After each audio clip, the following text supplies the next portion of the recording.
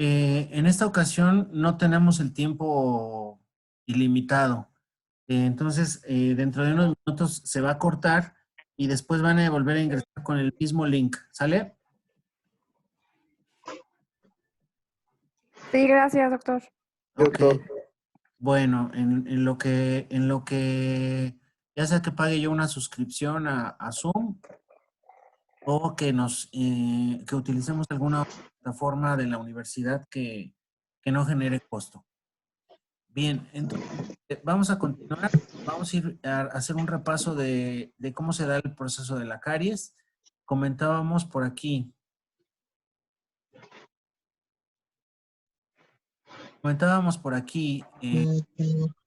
Que todo el proceso empieza en la superficie de un diente. El nicho ecológico va a ser la superficie dental, la cual normalmente para que empiece el proceso de la caries, pues va a ocurrir donde haya algún defecto estructural, donde haya un surco, una foseta, una fisura, algún defecto estructural.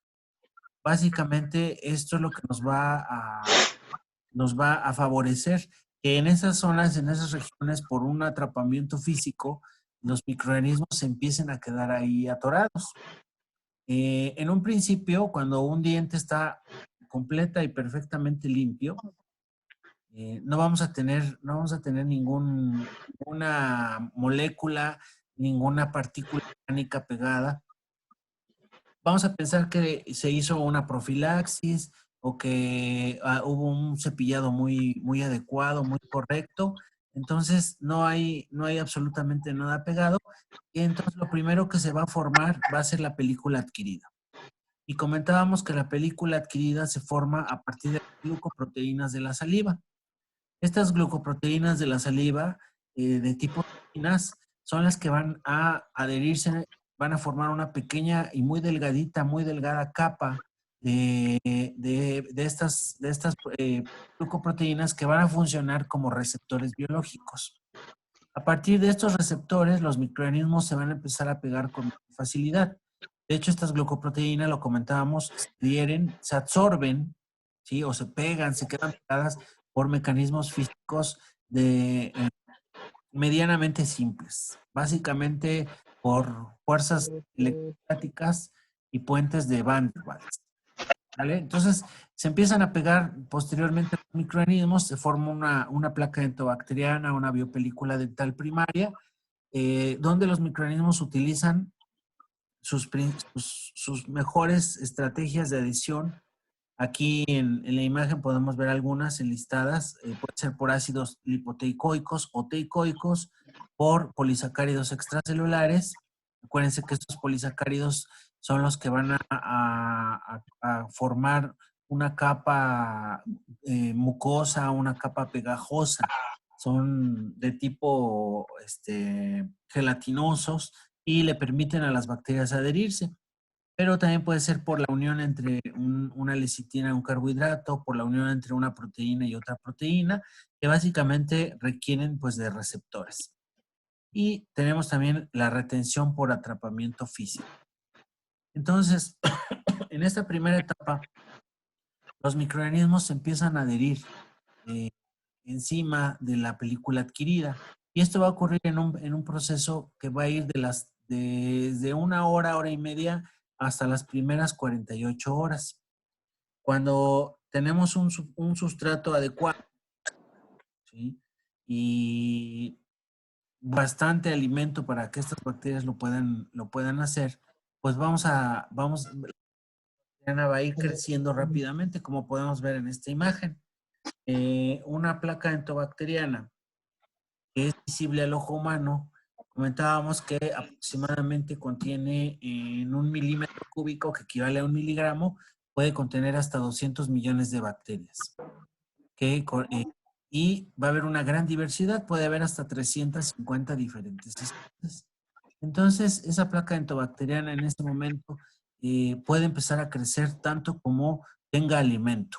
Aquí algo muy importante es que el sustrato esté disponible. Y comentábamos por ahí que cuando un paciente nos llega a la consulta con estas imágenes, con estas eh, cantidades de placa dentobacteriana que son visibles a nuestro ojo, pues esto requirió al menos un proceso de 48 a 72 horas para que yo pueda observar esto. Estas imágenes, aquí donde están las flechas azules grandotas, esto no es comida, no es el pan Bimbo de la mañana, Sí. era de la noche anterior. Estamos hablando de una formación de placa dentobacteriana que al menos requirió de 48 a 72 horas. Aquí podemos ver en estas imágenes que incluso hay algo de inflamación. Sí, la placa dentobacteriana, dependiendo de la zona donde se va a va a ocasionar inflamación. ¿Alguien quiere preguntar algo? Ahí se andan metiendo a las casas para que prevengas. Por ahí vivía Fabi. Bueno, vive en San Cristóbal. Ya estás por esa misma calle. ¿Dónde está cerrado? Pues para que lo preveas. Chicos, cierren sus micrófonos.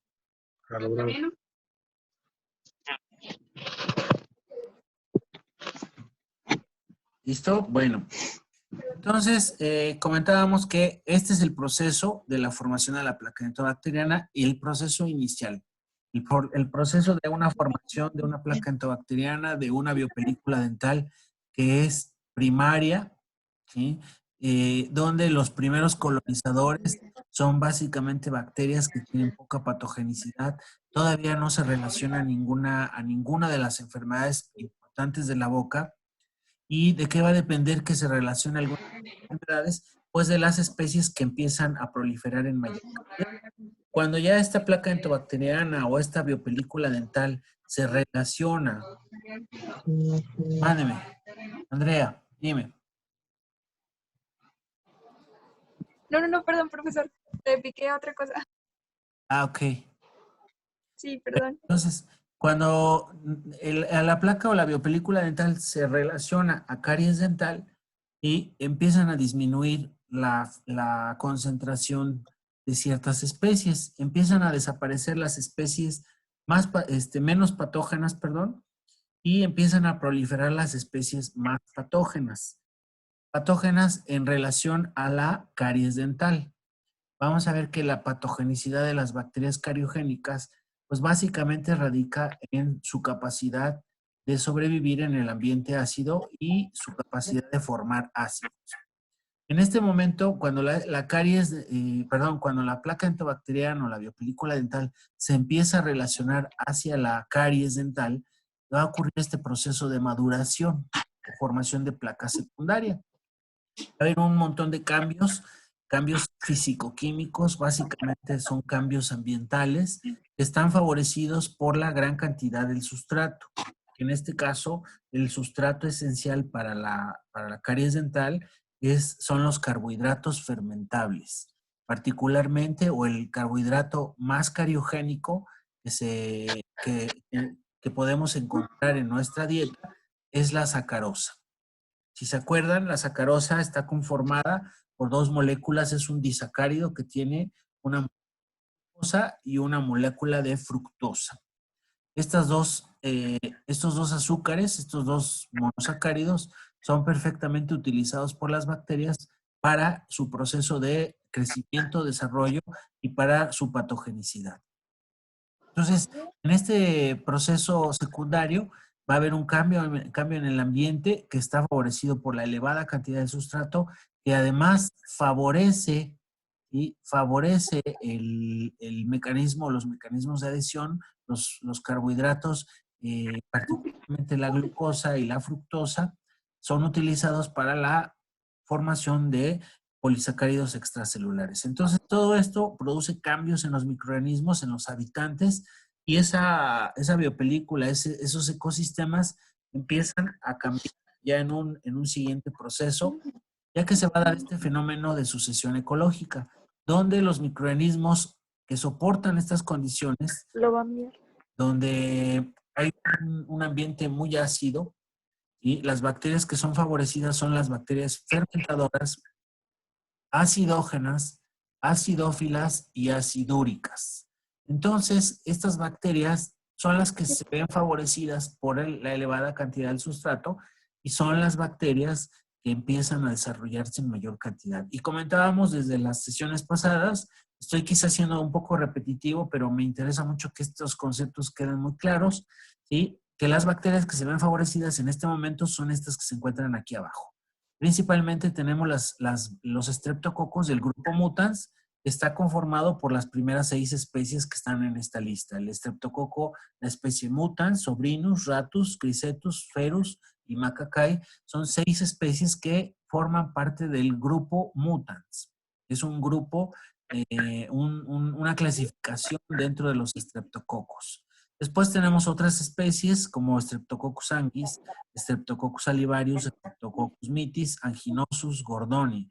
Si se dan cuenta, lo que más abunda en este momento son estreptococos, y particularmente los estreptococos que tienen estas características, que son fermentadores, que son acidógenos, que son acidófilos y que son acidúricos. Que ojo, no todos los estreptococos tienen estas características, o no todos tienen estas características en el mismo nivel, ¿vale?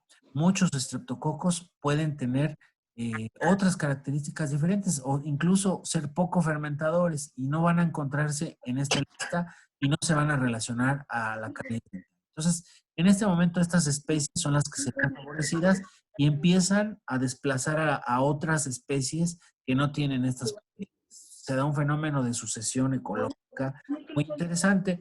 Las especies más abundantes que se han relacionado Suéltalo. a la patogenicidad de la caries dental son las especies que pertenecen al grupo de mutans.